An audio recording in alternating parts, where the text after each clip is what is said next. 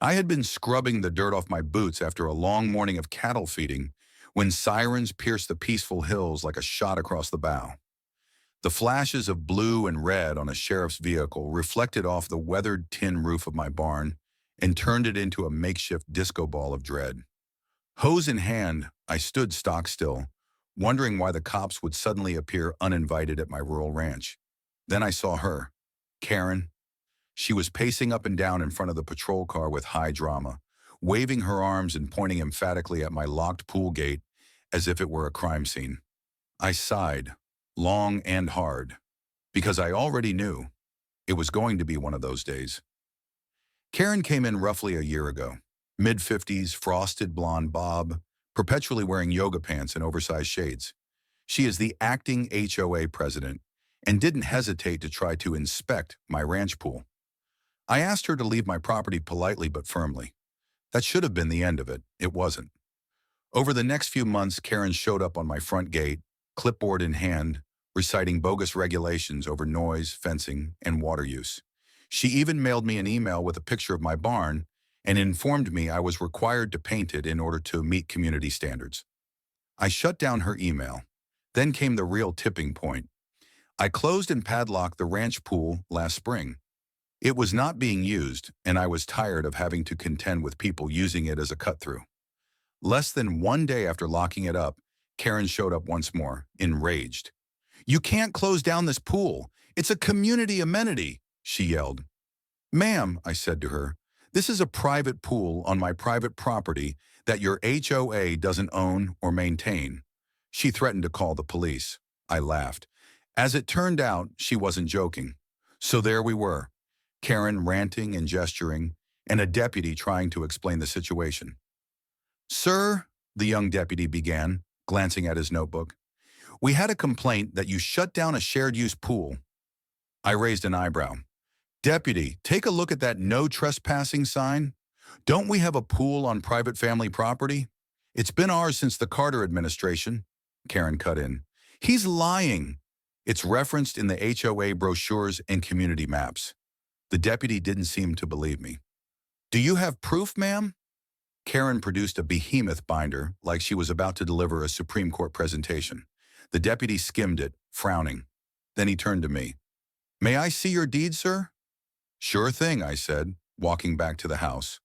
When I returned, I handed him the original deed to the property and a legal survey that absolutely showed the pool well within the limits of my property, far from the HOA delineated land. The deputy compared documents and let out a sigh. "Ma'am, this isn't communal property. I think there's been a misunderstanding." Karen reddened with fury. "But it's on the map, the brochure."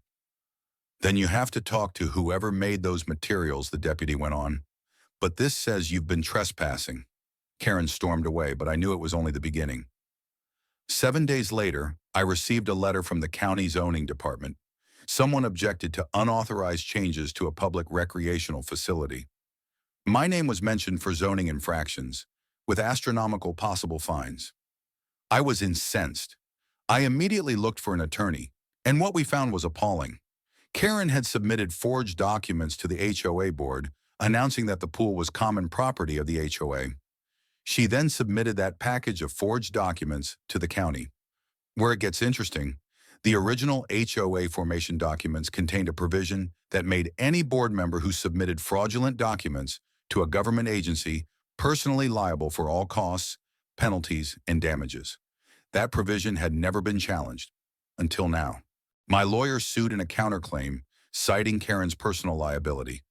The county dropped their case against me just about overnight, then brought their own case against Karen. Because when you make a false report of public access to private property, it is a criminal case. I, meanwhile, sued the HOA for harassment, trespassing, and slander. During mediation, Karen entered as if she was still in charge. Her attorney looked like he was about to melt into the carpeting. The mediator asked one question. "Did you knowingly produce false documents to the county indicating this pool was HOA property?" Karen froze. Her lawyer stammered, "We need a recess." Too late. The county then fined the HOA $2.5 million for misrepresentation and unauthorized zoning claims. Due to that rock-solid bylaw, Karen was personally liable. She was quickly removed from the board. She tried to sue them on a charge of throwing her under the bus, but nobody in the courts believed her. Her dodgy signatures and documents sealed her fate. Within a few months, she declared bankruptcy. Her house went up for sale with a hastily scribbled, "Must sell fast" sign on the door. I never saw her again. After the dust settled, the HOA board formally apologized. They would pay for my attorney fees. I declined their cash but requested one thing: a legally binding declaration stapled into their charter that declared my ranch and all structures on it exempt from HOA rule evermore. They agreed. I framed that declaration and put it next to the deed on the wall in my office. Today, the pool stays locked unless I instruct someone to open it. I also put in motion detecting lights, security cameras, and even a patrol of honking geese as an added incentive. Every now and then, I'll sit out on the porch at dusk, pop open a beer, and think about how one woman's control freakery led to a $2.5 million disaster. All for the simple reason that she couldn't leave well enough alone. If you enjoyed this story, Karen thought she had my off-the-beaten-path ranch pool under control. Now she owes $2.5 million. If you love watching justice served ranch style, such as this video, subscribe for more insane HOA drama, and leave a comment if you've ever had to put up with a power-tripping neighbor. Real stories, real consequences. Don't miss the next one.